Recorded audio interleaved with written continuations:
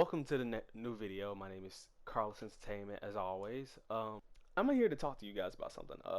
In case you haven't figured out yet or you haven't been told, Ubisoft and LucasArts have announced a new open world Star Wars game.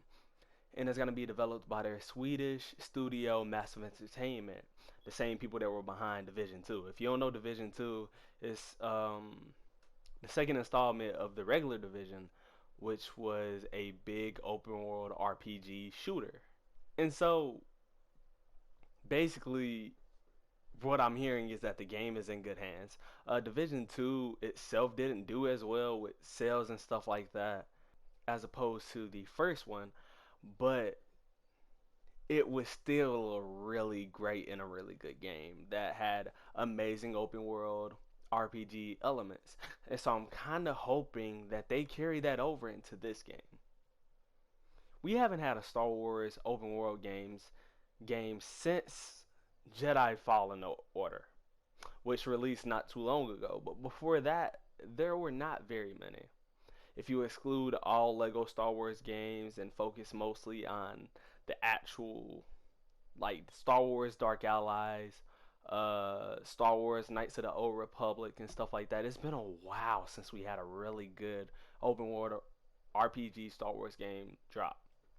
Now, we don't have a lot of information on it yet, and we don't even know if it's going to be an RPG, but we can hope that it will.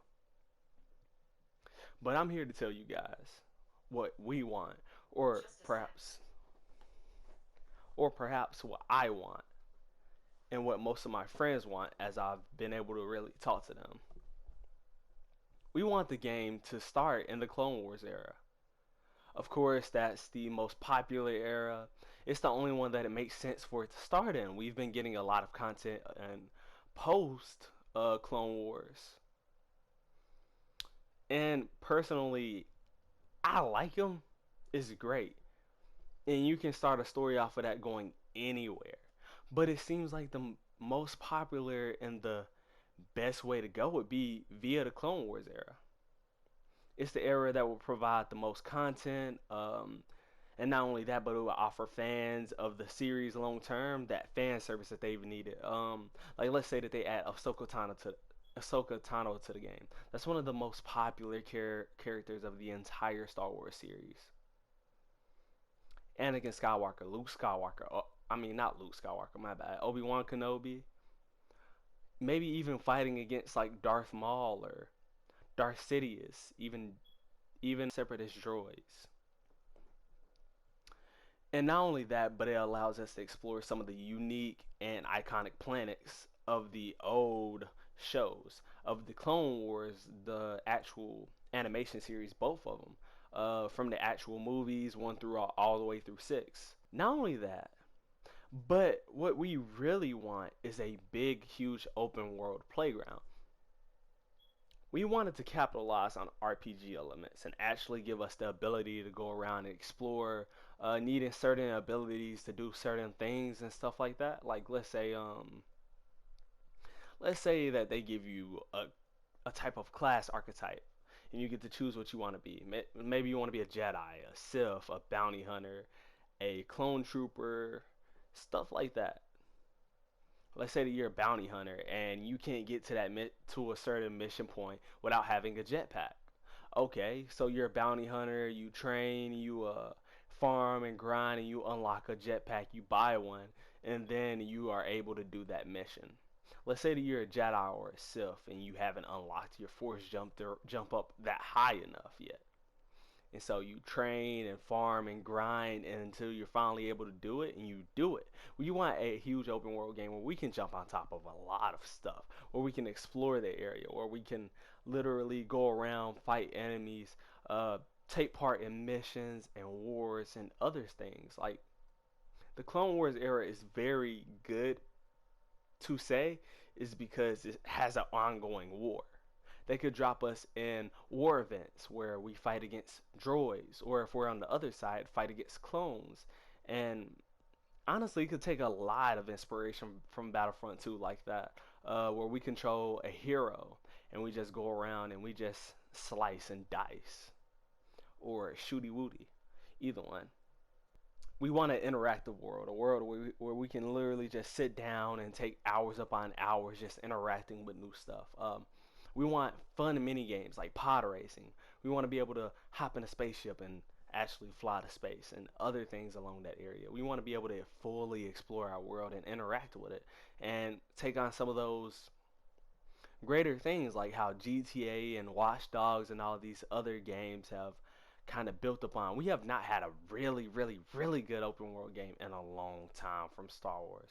And not only do we want to be able to drive vehicles and pilot our spacecraft, but we want to be able to visit different planets. We want to be able to visit Dagobah and Dathomir, Felucia, Geonosis, Kamino, Tatooine, Kashyyyk, all of these amazing places, Mandalore, everything. We want to be able to give our characters a background and let them actually build upon that, level up, and become the best. We want to be able to level up our characters and prove ourselves among the world. We want a nice, great single player open world game because we have enough Star Wars multiplayer games right now. We want to capitalize on the single player ones.